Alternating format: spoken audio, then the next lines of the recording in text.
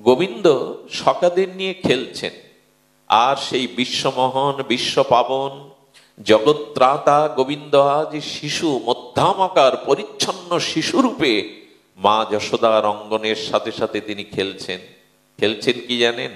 সখাদের নিয়ে খেলছেন। আজ ঘর বাঁধা খেলবো আমরা।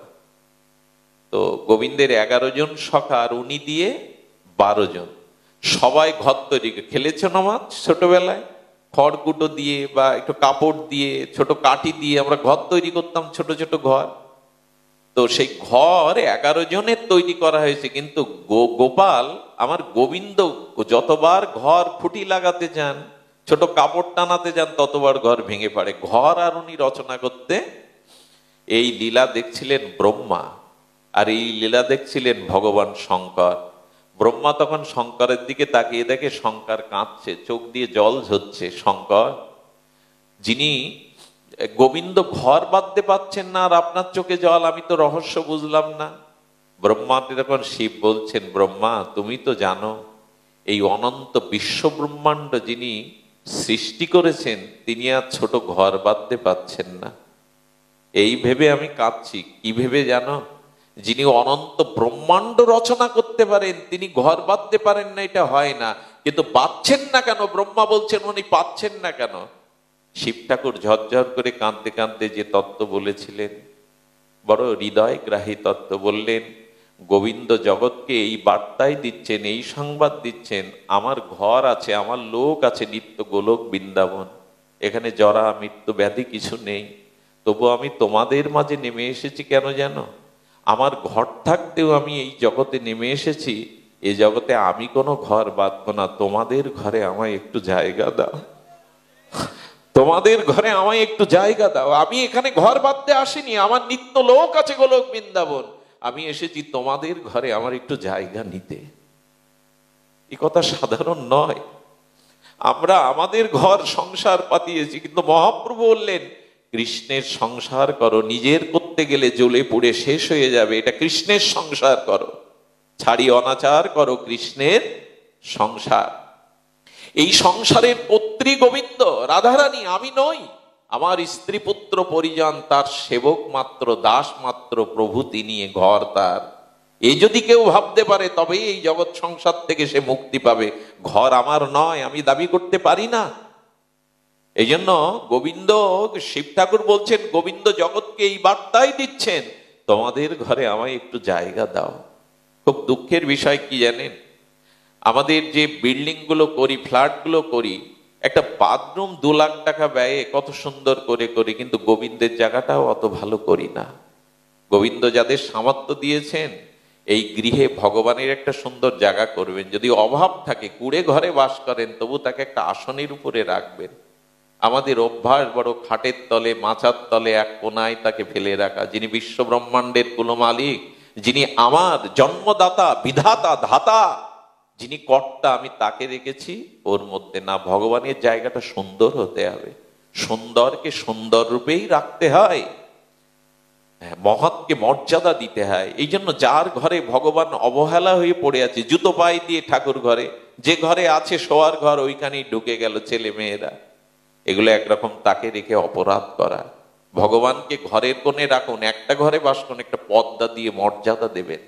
জুতো পায়ে দিয়ে যেন ঠাকুর যে ঘরে রাখা আছে কেউ না যায়।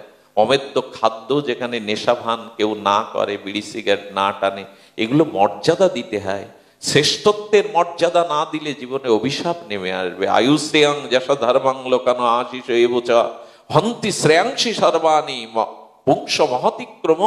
কোন মহৎকে যদি কেউ অতিক্রম করে, তার 5টা জিনিস নষ্ট হয়: আয়ু, শ্রী, যশ, ভাগ্য আর ইহকাল পরকালের কল্যাণ। এই 5টাই নষ্ট হয় যদি কেউ মহৎকে অবজ্ঞা বা অমর্যাদা করে, অতিক্রম করে। আয়ু, শ্রী, যশ, ধর্মও নষ্ট হয় তার।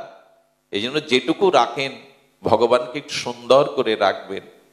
দুঃখের বিষয়, আমরা আমাদের শোয়ার খাট, ড্রেসিং টেবিলটাও মুছি। অনেকে ঠাকুরের ছোট্ট জায়গাটি আছে, ঝাড়লে 100-200 গ্রাম ধুলো বেরোয়, মাকড়সার জাল পড়ে গেছে। এটা ভগবত সেবা না। অনেক মায়েরা লক্ষ্মী দেবীর কপালে সিঁদুর দিতে দিতে 1 ইঞ্চি পুরো করে ফেলেছেন, চোখ মুখ ঢেকে ফেলেছেন। এটা নিয়ম না। যদি গোবিন্দ চরণে সকালে তুলসী দেন, তাহলে দুপুরে বা সন্ধ্যায় তুলে ওটা নরম কাপড় দিয়ে ওই ওই যে চন্দন লেপে আছে ওইটাও মুছে দিতে হবে। সন্তানের গায়ে ধুলা লেগে থাকলে আপনি ঝেড়ে দেন না, মুছে দেন না? প্রীতিটা তো এমন করতে হবে, নিজের মনে করে ভালোবাসতে হবে। তো গোবিন্দ ঘর বাঁধতে পারছেন না, তখন সখাদের গিয়ে বলছেন, তোরা আমার একটু জায়গা দিবি তোদের ঘরে? সখারা তখন বলছে, কানাই ঘর তো তুই বাঁধতে পারলি না, আর আমাদের ঘরে কোনো তোর রাখবার মতো জায়গা? এটা আমার জায়গা, এটা পিতার জায়গা, এটা গোশালা, সব খেলছে তো সখারা, এরকম করে বলছে। গোবিন্দ বলছে, তাহলে আমার জায়গা তোদের ঘরে নেই, কারো ঘরে নেই? এই গোবিন্দ ঠোঁট কামড়াতে কামড়াতে সব ঘরটা একেবারে ভেঙে দিলেন, সব ঘরগুলো। তখন ভগবান শিব হাসছে, আর সখারা তখন কোমর বেঁধে লাঠি তুলেছে। হ্যাঁ, নিজের যোগ্যতা নেই ঘর বাঁধার, আমরা করেছি তা ভেঙে দিলি? এ লাঠি তুলেছে। শিব হাসছেন, ব্রহ্মা বলছেন, আগে কাঁদছিলেন, এবার হাসছেন কেন? বলে, ভগবান একটা অপূর্ব তত্ত্ব জানালো, যে ঘরে গোবিন্দের জায়গা নাই সে ঘর গোবিন্দ রাখবে না, সে ঘর ভেঙে তছনছ করে দেবে। আচ্ছা, আপনাদের কি মনে হয় কথাটা বাস্তবতা কি? আমাদের ঘর তো ভাঙে না যারা আমরা গোবিন্দের সেবা করি না। ঘর ভাঙা মানে বিল্ডিং ভেঙে পড়া না, ঘরের চাল ভেঙে পড়া না। দেখবেন স্বামী স্ত্রীর ভিতরে ছাড়াছাড়ি হলে আমরা কি শব্দ ব্যবহার করি? ওদের ঘর ভেঙেছে। আমাদের ঘর এমনিই ভাঙা। স্বামী বিশ্বাস করে না স্ত্রীকে, স্ত্রীও স্বামীকে বিশ্বাস করে না। ছেলে মেয়ে বিশ্ববিদ্যালয়ে পাঠিয়েও বাবা মার চোখে ঘুম আসে না। ড্রাগ নেয় না তো, অসৎসঙ্গে মিশলো না তো, মেয়েটা ধর্মান্তরিত হলো না তো, এগুলোই বলে ঘর ভাঙা। শান্তি নেই তো আমাদের ঘরে। নেই এই কারণে যে ভগবানের জায়গা যে ঘরে নেই, ভগবানের উপাসনা যেখানে নেই, সেখানে সমস্ত অমঙ্গল আসবেই আসবে। যদি বলেন তাহলে ভক্তদের অমঙ্গল আসে না, ভক্তদের জরাব্যাধি আসে না, বলো ভক্তদের আসলেও সে দুঃখটাকেও সে ভগবানের কৃপা মনে করে গ্রহণ করে নেয়। যেটা তোমার কৃপা, এটা তোমার করুণা, এটা আমার জীবনের কর্মফল মুক্তির আসছে। এই জন্য দয়া করে ভগবানকে একটু জায়গা দিতে হবে হৃদয়ে, ভগবানকেই স্মরণ করতে হবে। আজ দাদাজির মায়ের চতুর্থ প্রয়াণ বার্ষিকী। তিনি সাংবাদিকতা করলেও তার হৃদয়ে যে এই ভাবনা জেগেছে, এটা পরম ভাবনা। কারণ কারো আত্মকল্যাণে, যদি প্রকৃত আত্মকল্যাণের চিন্তা থাকে, তাহলে হরিবাসর অর্থাৎ ভাগবত পাঠ, হরিনাম সংকীর্তনের দ্বারাই আত্মার প্রভূত কল্যাণ হয়। যেখানে ভাগবত পাঠ হয়, যেখানে হরিকথা হরিনাম আদি উচ্চারণ হয়, সেখানে গোবিন্দ বলছেন তার তার সমস্ত পরমাত্মা, যার আত্মাগুলো, যারা জীবাত্মাগুলো, তাদের কল্যাণ হবেই হবে। শুনুন কেন এই ভাগবত দিতে হয় প্রয়াত বার্ষিকে, কেন নির্জান তিথিটা হরি কথা দিয়ে, ভক্ত সেবা দিয়ে, আর হরি আরাধনা দিয়ে, হরিনাম সংকীর্তন দিয়ে দিতে হয়। আপনারা বেদের মীমাংসা দর্শনের একটা অধ্যায় আছে। এই মীমাংসা দর্শনের জনক মহর্ষি জৈমিনী। এই জৈমিনী ঋষি কোনো পুত্র ছিল না। তিনি ব্রহ্মার তপস্যা করে বললেন, ব্রহ্মা আপনি কৃপা করে আমাকে বর দিন, যাতে আমি একটি সন্তান লাভ করতে পারি। ব্রহ্মা ততস্তু বললেন, কিন্তু সন্তানটা হলো জড় মাংস পিণ্ড, অন্তরে প্রাণ আছে কিন্তু হাত পা আর চোখ কান নাক মুখ সব আবৃত করা জড় মাংসের দলার মতো। উনি আবার তপস্যায় বসে বলে, ব্রহ্মা পুত্র চেয়েছিলাম, কিন্তু এই জড় অথর্ব পুত্র চাইনি, কেন এমন পুত্র দিয়েছ? ব্রহ্মা দৈববাণী দিয়ে বললেন, ও জড় নয়, জড়পিণ্ড হয়ে জন্মেছে, তার কারণ আছে, ওর কাছেই জিজ্ঞাসা করবে। 1 বছর ওর কানে হরি কথা দাও, ভাগবত কথা দাও, হরি গুণাগুণ কর্ণে ওর দিয়ে দাও। 1 বছর দিলেন। 1 বছর পূর্তির সাথে সাথে হস্তপদ বিকশিত হয়ে গেল। হস্তপদ বিকশিত হওয়ার সাথে সাথে প্রশ্ন করছেন মহর্ষি জৈমিনী, কে তুমি? বললেন, আমি আমার পরিচয় আপনাকে দেব, 1 জন্মের না, আমি গত 50 জন্মের আগের পরিচয় আপনাকে দিতে পারি। আমি আপনার ভেতরে যা যা জিজ্ঞাসা সেটুকুও আমি জানি। বিস্ময় প্রকাশ করে বললেন, 50 জন্ম আগের কথা বলতে পারো তুমি জাতিস্বর, এইটুকু বলো তো, তাহলে এরকম জড়পিণ্ড হয়ে কেন আমার কাছে এলো?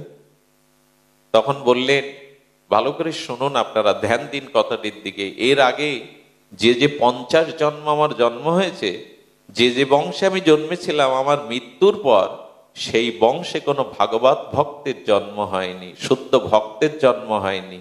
আর তাদের দ্বারা আমার আত্মার কল্যাণে কোনো ভগবত কর্ম, ভগবত পাঠ, হরিনাম হয়নি। মানুষের দেহের যেমন একটা খাদ্য আছে, আত্মারও খাদ্য আছে। আত্মার খাদ্যটা যেটা এখন নিচ্ছেন আপনারা, হরিনাম হরিকথাই হলো আত্মার পোষণ, আত্মার খাদ্য। বলেন এই খাদ্য 50 জন্ম ওই বংশে কোনো হরিভক্তি পরায়ণ ভক্তের জন্ম হয়নি, আমার উদ্দেশ্যে কোনো বৈষ্ণব সেবা ভাগবত কর্ম হয়নি। তাই আত্মার খাদ্য হরিকথা না পেয়ে পেয়ে আমি জড় অথর্ব হয়ে গেছি। একজন মানুষকে 5 দিন না খেতে দিন, সে চোখেও আর দেখতে পাবে না, পা তুলে আর হাঁটবারও ক্ষমতা থাকবে না। আত্মারও খাদ্য আছে, হরিকথা যদি আত্মাকে না দেওয়া যায় আত্মাও সংকুচিত হয়ে যায়। তাই দয়া করে বলবো, আত্মাকে প্রসন্ন করবার, আত্মা উদ্বোধন করবার সর্বশ্রেষ্ঠ আত্মার খাদ্য হলো হরিনাম, ভগবানের লীলা কথা, এগুলো আত্মাকে দিতেই হবে। ও তখন বলছেন কেউ আমাকে দেয়নি, আর এই 1টা বছর ধরে আপনি আমাকে ভাগবত কথা, হরি কথা শুনিয়েছেন, আত্মার খাদ্য পেয়ে আমি এখন প্রকাশিত হয়েছি, আমার আত্মবল ফিরে এসেছে। উনি অবাক বিস্ময়ে জগৎকে বলেছিলেন, কারো আত্মার কল্যাণ যদি করতে চাও, যার যতটুকু সামর্থ্য আছে 2-5 জনকে নিয়ে একটু হরিনাম হরি কথা দিও, তাতে তার আত্মা প্রভূত কল্যাণ প্রাপ্ত হবেই হবে, অবশ্যই কল্যাণ প্রাপ্ত হবে। জানেন, যেখানে কারো আত্মার উদ্দেশ্যে ভাগবত পাঠ হরিকথা হয়, অলক্ষ্যে সে আত্মা, সেখানে শুধু আত্মা আসে না, থাকে। এখানের বাতাসটা এখন এত পবিত্র কেন জানেন? এর মধ্যে এখন যারা আছেন এই পরিমণ্ডলের মধ্যে, তাদের অন্তরে এখন অসৎ চিন্তা করবার ক্ষমতাও নেই, কারো অসৎ চিন্তা করবার ক্ষমতাও হারিয়ে ফেলেছেন। এর কারণ আমরা না, এখানে অলক্ষ্যে অনেক যোগী ঋষি মুনির আত্মা এসেছে। যেখানে হরিকথা হয়, যেখানে হরিকথা হয়, গোবিন্দ বলছেন আমি সেখানে রাধারানীকে নিয়ে উপস্থিত হই। এই জন্য ভগবত বা বিদেহী আত্মা, অনেক আত্মা, বিশুদ্ধ আত্মাই পরিমণ্ডলে হরিকথা শোনার জন্য উপস্থিত হন। তাদের ওই অনুভূতির কৃপার বাতাস এই পরিমণ্ডলটা এত মধুর করে তুলেছে। এটা আমার জন্য নয়, এটা ভাগবত এবং ভাগবত শ্রবণকারী ভক্তদের জন্য। তো এমনি করে বিদেহী আত্মকল্যাণী যে অনুষ্ঠান, এগুলো হরি কথা দিয়ে, হরি নাম দিয়ে করলে আত্মার প্রভূত কল্যাণ হয়।